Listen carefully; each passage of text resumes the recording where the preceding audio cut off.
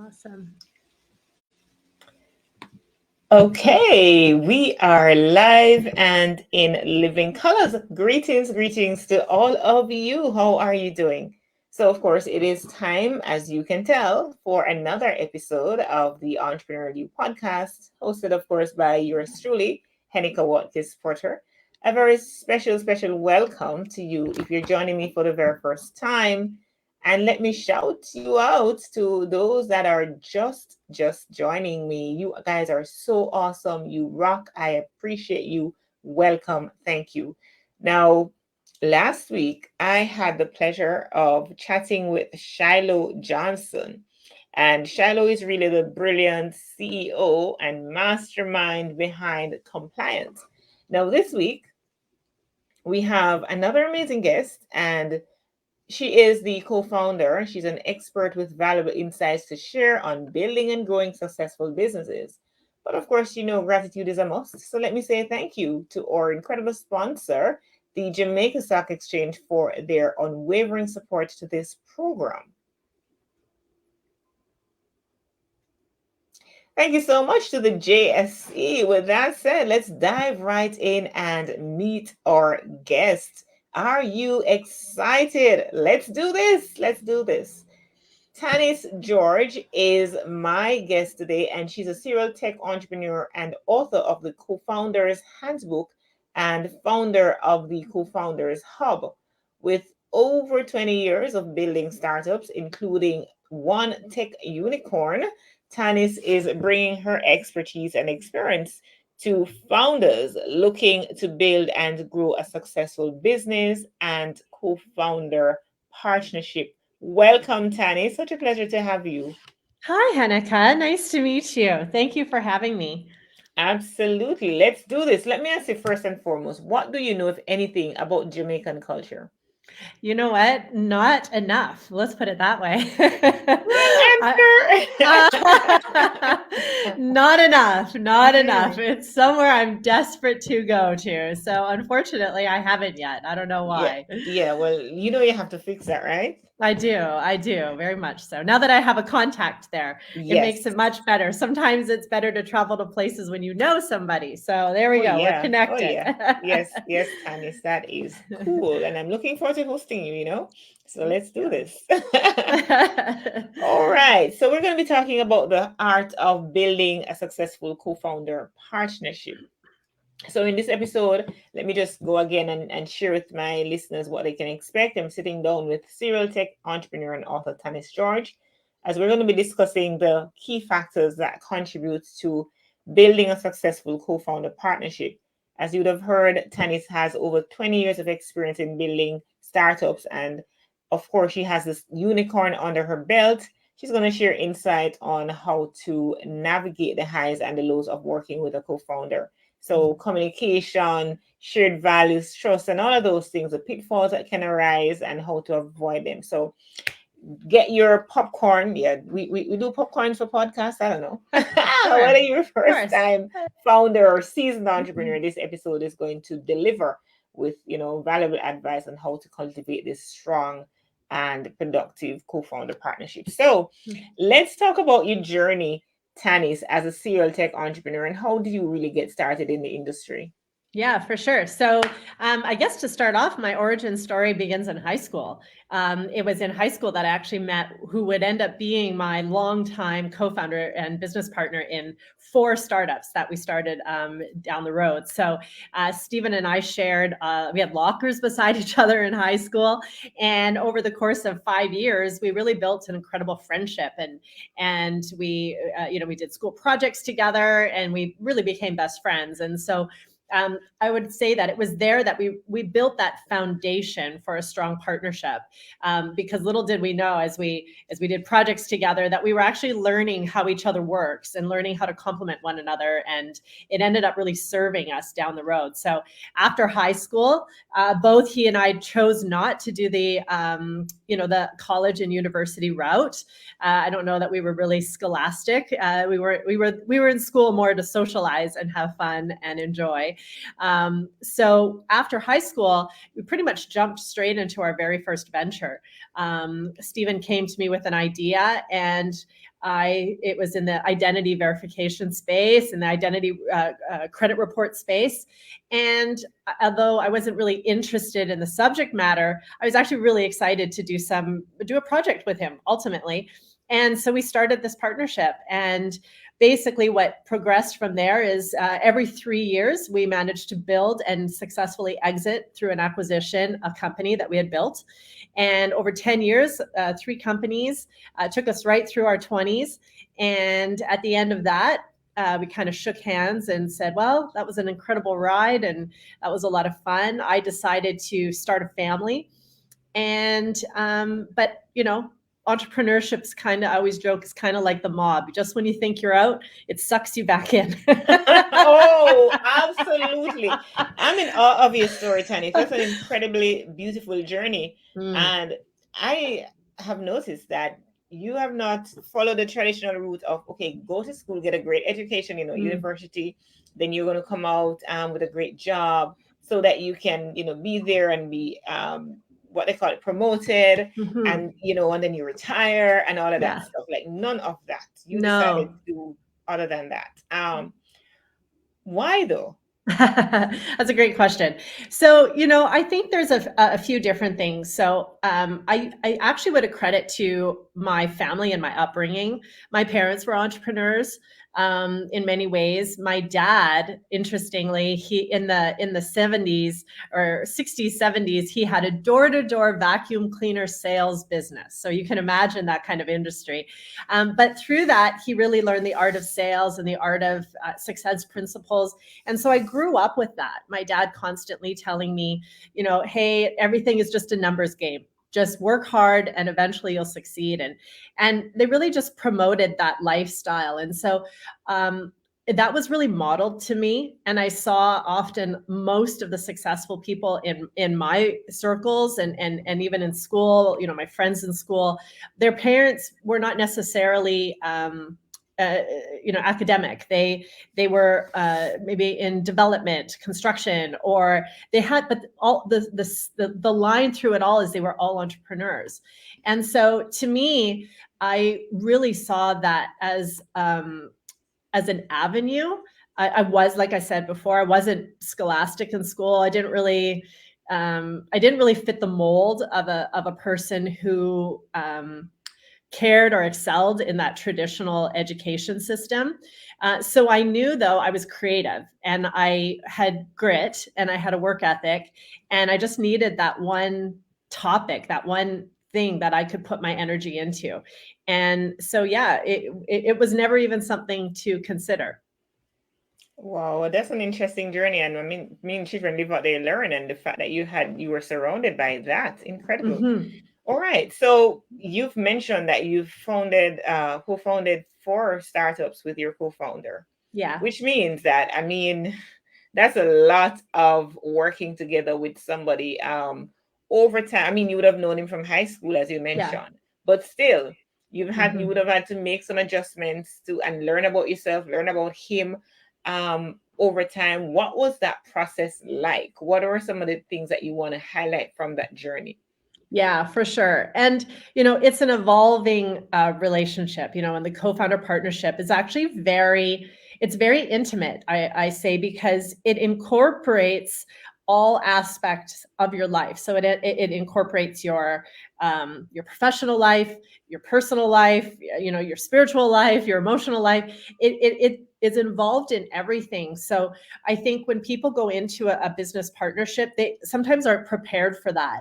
And there really needs to be almost a commingling of those things, because all those pieces of a person's life affect your business, right? So if you're having, issues at home personally, whether it's financially or whatever, you will take that into your work with you. And so your co-founder needs to understand what's going on in the background so that they can better understand why you're making decisions the way you are. So that was one of the key things. I mentioned in the beginning there that we had built 3 businesses over 10 years, but after that was completed, I had 2 kids under 2, and that's when we started Truly You. That was in 2011. And we built that company together. In 2021, it hit a valuation of $1.65 billion. And Unicorn. yes, it hit that status.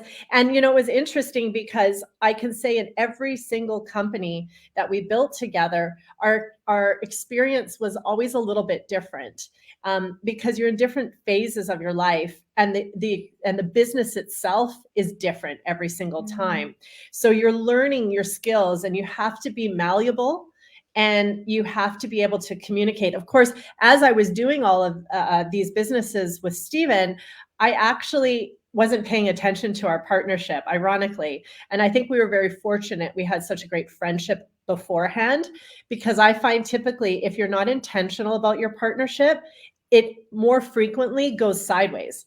So I think we were very lucky that we got through that. And eventually, as I was writing the book, I was able to reflect on why we succeeded over those years, even though we weren't being intentional. And then, of course, through interviewing other founders, I was able to even more better understand why partnerships fail and why some of them succeed.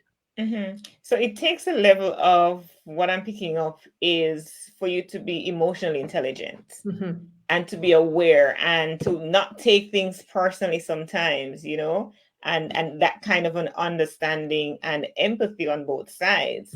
How would you encourage persons who are looking to go into this co-founder relationship? What are some of the things that you'd encourage them to look for? Yeah. So the first thing that I came to realize is that I mean, if I have the chance to meet somebody before they've started a partnership, I feel like they have an incredible opportunity there, because the right co-founder begins obviously in the very beginning. And then when people ask, what kind of co-founder should I look for? The first thing I tell them to do is look at themselves first and do a deep dive into who you are as a person and what you bring to the table, and what are your goals, and what are your needs, what are your wants. All these things really will help you determine who it is that you need on the other side. So we created at the Co-Founders Hub a self-assessment, and it's a series of questions that really promote reflection.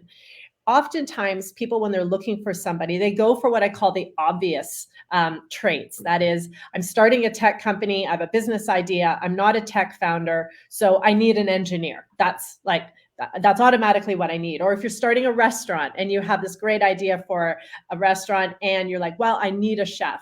Those are the obvious things, but I have learned that there's actually a bunch of other factors that are just, if not more important to consider when you're looking for a co-founder. So those are some of the important pieces to do, that is really to look at yourself and determine my personality style. Am I a pessimist or an optimist? Am I detail oriented or high level?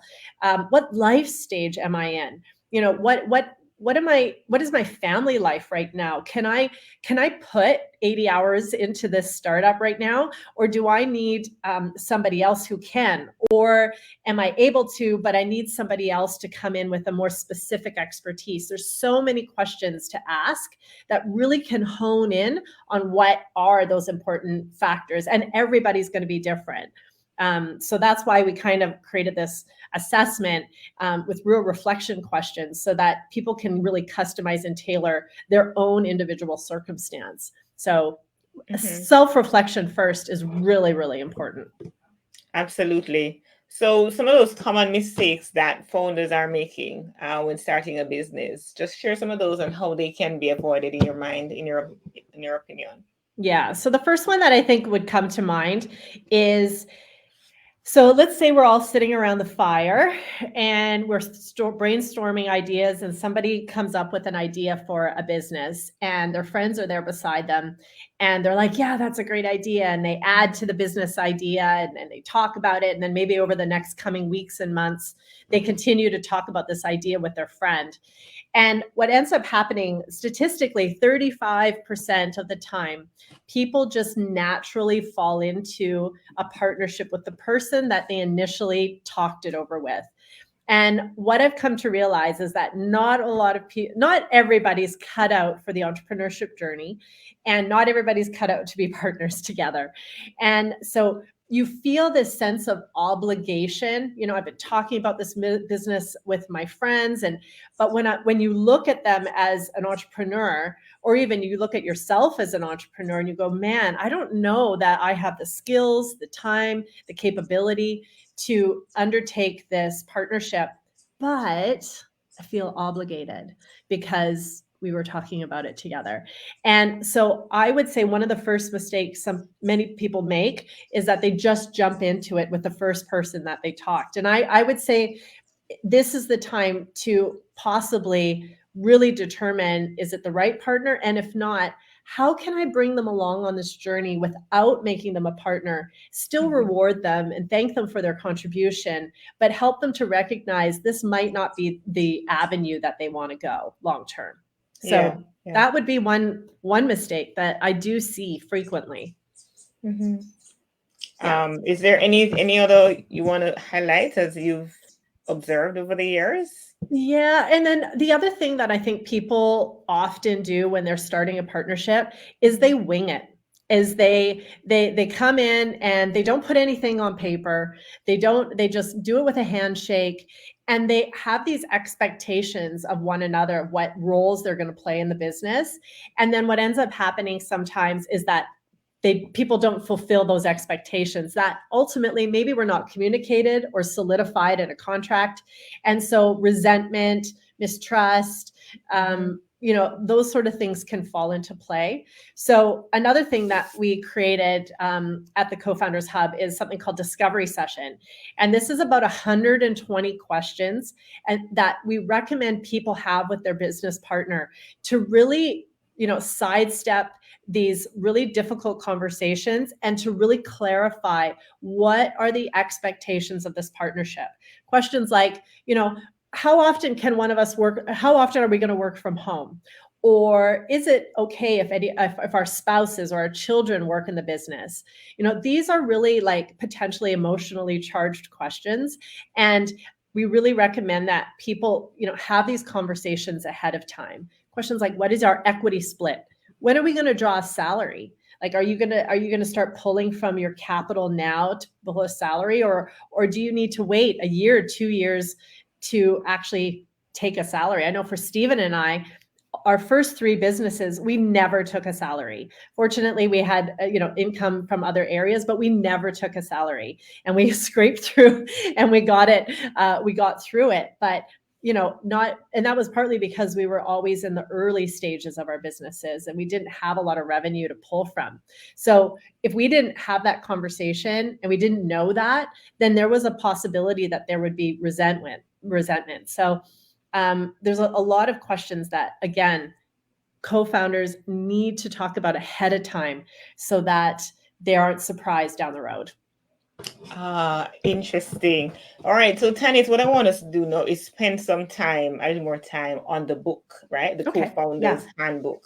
Right. Yes. I mean, I have not read it, so I'm sure they're going to send me a copy. But what I want to know is, why were you inspired to write the book? Why did you think you need to write it, first of all? And what can the readers expect to learn from it in a very specific way? Because we've been talking a lot about, the relationship, co-founders relationship, and what to expect and stuff. But just generally in terms of the book, or more specifically in terms of the book, what can readers expect to learn? Yeah, for sure. So when I was building Truly You, I would often get asked by founders to advise them on how we had a great partnership over all these years. And as I began to talk to these founders in these sometimes large businesses and startups that were quickly flourishing, I realized that a lot of them were silently suffering, is what the term that I use. Because when you're in a partnership, it can be very isolating if you're having issues with your co-founders. And that's because oftentimes you can't always talk to your investors, you can't talk to your employees, sometimes you can't even talk to your family because they're going to be biased and they actually don't know all the inner workings of the business. And sometimes their advice and their opinions kind of fall flat when you know that they don't truly know the circumstances inside the business. So I realized there were very few, if any at all, resources for co-founders, from co-founders, by co-founders. So everything in the book really comes from the experiences and the advice and the wisdom of actual people who have been in the trenches. Some of the other books out there they're amazing, but they're academic based. They're from mediators or professionals, coaches, people who have worked with partnerships. But I really wanted to bring that perspective and that angle that came from people who've been there before, whether they've succeeded or whether they failed. And the failed partnerships I found were the best ones to discuss, because failure has such a great learning lesson to it. And so I was able to interview tons of founders in all different industries.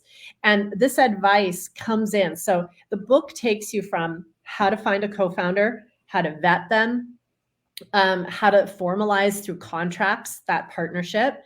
Then it takes you through ways to build and strengthen that partnership as you're in it, how to be intentional, how to really buy into your partnership and make sure that it's the strongest part of your business.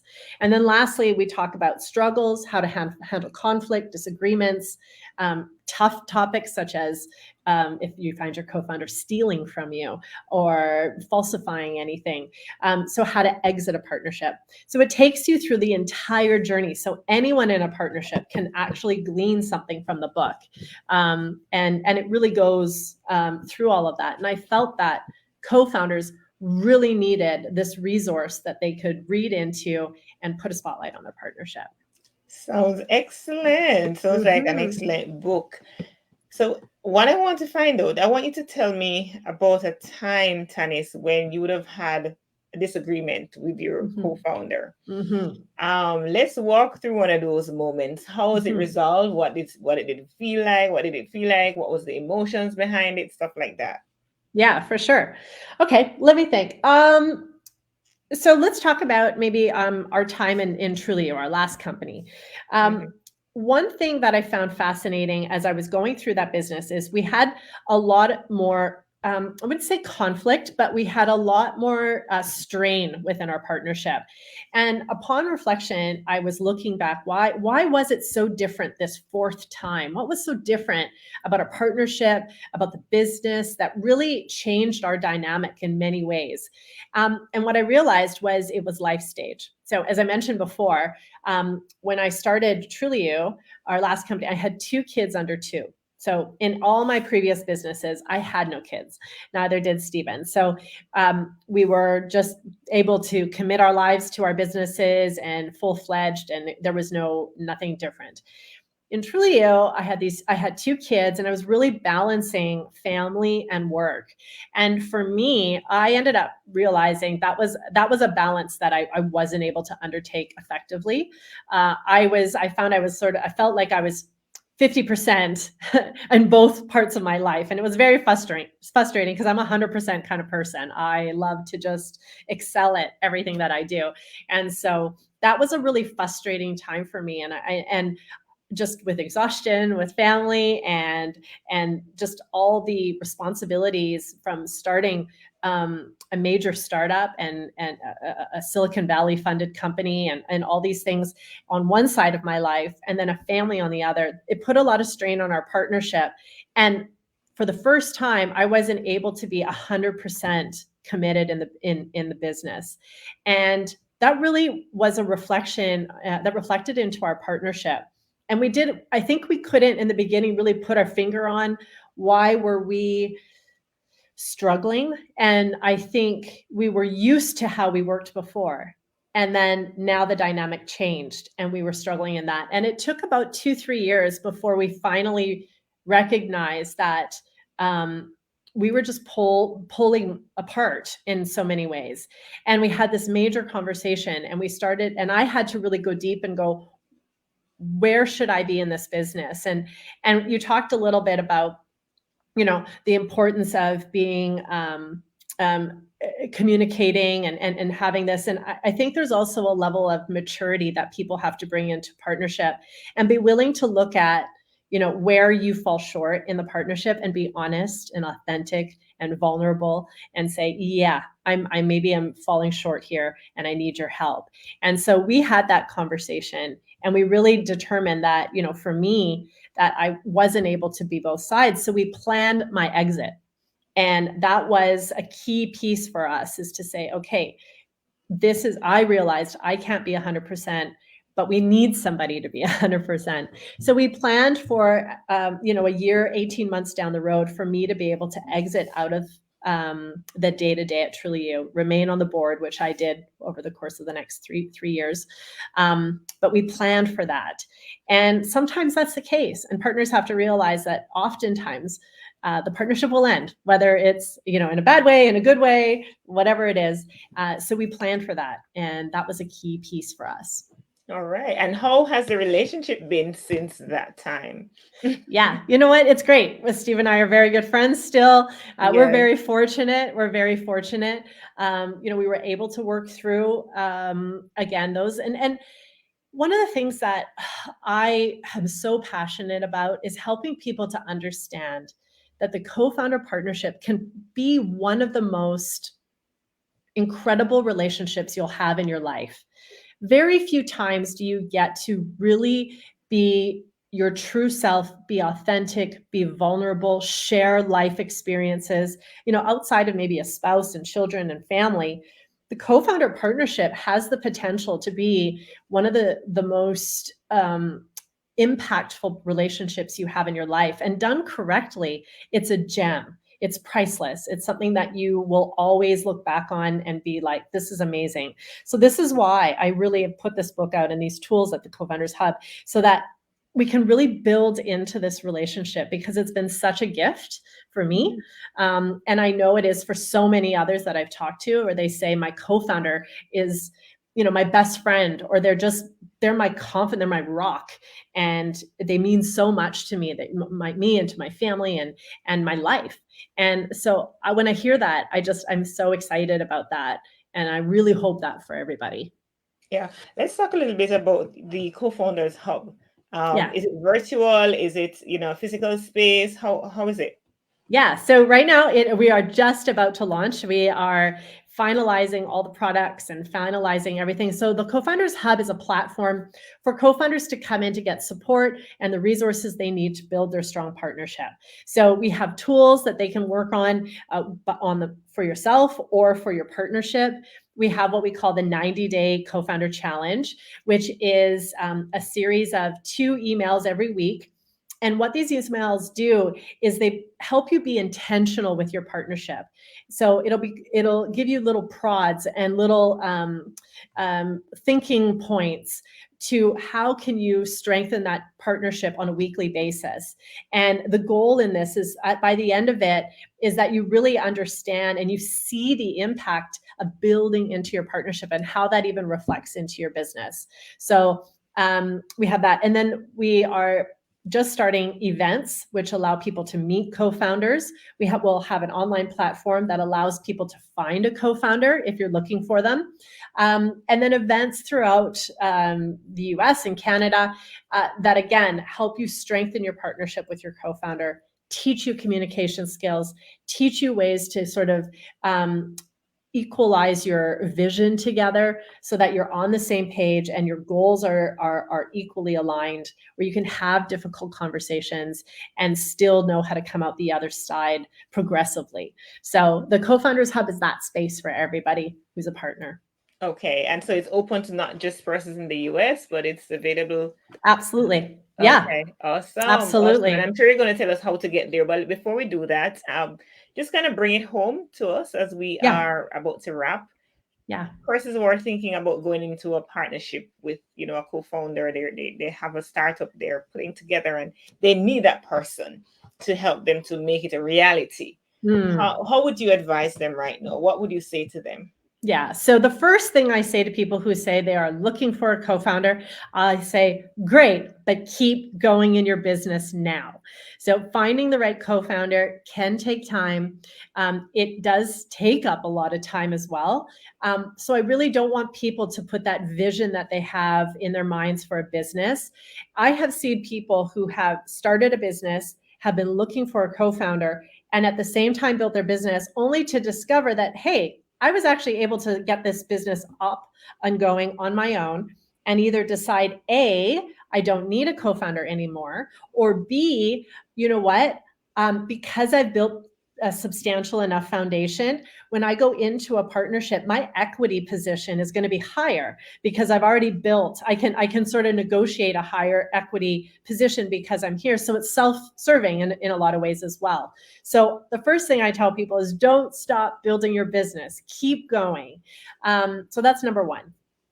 Yeah, number two, when you meet somebody who you think is a candidate, have your mind open to their suggestions.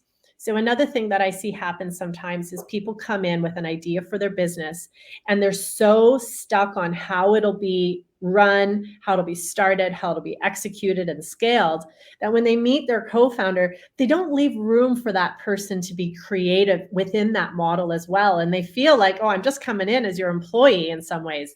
So you have to understand that a co-founder partnership is there's a lot of give and take. You got to be able to let your partner be part of that. So when you come in and you're looking for somebody, leave space for their ideas. Leave space for them to say, hey, I see myself in this, and this is what I bring to the table. So that would be another thing that I would definitely recommend people consider. Well, I see how passionate you are about this topic here. Yes, yes, for sure. Because you've lived it, right? You've lived That's it, so you know right. exactly what you're talking about, Tanis. Yeah. And now we've talked about a lot of things. We want to know where to get the book. We want to know how to connect with Co-Founders Hub. We want to know Yeah. all these things. So go right away. Go Okay. ahead. All right, perfect. So you can get the book in audio format, you can get it in ebook and paperback, all on any major book platform. Specifically Amazon obviously is the easiest one. So you can get the book there, it's available.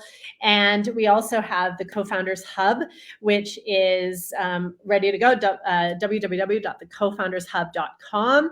And again, you can go in there and see there's access to the products and just staying informed. All of our social media, LinkedIn, Instagram, all of these different platforms as well. You can follow us at the Co-Founders Hub. Or if you're more specific, want to follow me directly at Tanis Jorge, TANISJORGE. I'm on Instagram and LinkedIn as well, giving advice on entrepreneurship and co-founder partnerships and all the things in between. All right. Sounds excellent, Tanis. You have been such a delight, actually. Awesome. Thank you. To be on the show today. I hear the passion. I see the passion as I'm looking at you. Thank you. And congrats with all that you've been able to accomplish. I mean, we didn't get into the text, the startup phase and all of those things because we wanted to zone in on the whole partnership aspect. But big congrats to all that you've accomplished, and to start something that has become a unicorn. Wow, that is what is termed a unicorn. That is amazing. For those who probably don't know and they're hearing the term for the very first time, in your words, describe somebody who a business that is described as a unicorn. So a unicorn is any company that has reached a valuation of over $1 billion. So 1 billion, they call that a unicorn. And yeah, awesome sauce. And the fact is, this is 1 billion in US dollars, people. Yeah. Hello. Hello. Hello. Hello. So multiply that by 154, 55, 56 in Jamaican terms, and you see the picture, right? All right. That's right. Tanis Jorge has been my guest. She's the founder. She's been a co-founder for many years. She's written the book with her co-founder's experience. She's shared that experience with us. The co-founders handbook is what we've been talking about as well. And she's just amazing person, amazing human being with a wonderful spirit. So thank you for taking the time to share with us, Tanis. And for those who listened in, who joined us today, thank you so much. Thanks, Heneka. All right. And I want to say again, to my peak performers, I started telling you thanks. But again, I really want to express my gratitude for you, to you as you tune into this episode. You're here week after week. And if you're just coming to me for the very first time, that's fine. I welcome you, as I mentioned earlier. We Well, I trust that you found Tanis's experience and insights intriguing, informative, and insightful. So we'd love to hear your thoughts as we've concluded this episode. Which part of it for you stood out? What resonated with you the most? I just liked, when Tani shared about the relationship and the strain and the different life stages that she was at, vis-a-vis her co-founder, and the strain that they started to experience as a result of that. So what it meant is that they had to be self-aware, they had to be emotionally intelligent and be real and true to themselves, to and honest, to self-introspect, self-reflect, to know what is behind all of this and to address, make a decision. She planned her exit, because she's been an integral part, would have been an integral part of her co-founder's life. So she and this now current company, um Trulio. So she had to indeed plan her exit. Interesting, and insightful, as I mentioned. Please, I want to hear these feedback from you. I know that, or I want you to let you know that your thoughts are valued, your feedback is valued. I'm really looking forward to it. And don't forget to subscribe to this podcast, on your preferred app to stay up to date with future episodes. For all things podcasting, visit henekawakisporter.com. Thank you for listening, and we will be back with another episode next week, same place, same time. According to the scriptures, is what I normally end with, and today is no different. But let him ask in faith with no doubting. For the one who doubts is like a wave of the sea that is driven and tossed by the wind. James 1 and verse 6. Walk good. Amen. All right. Thanks again, Tani.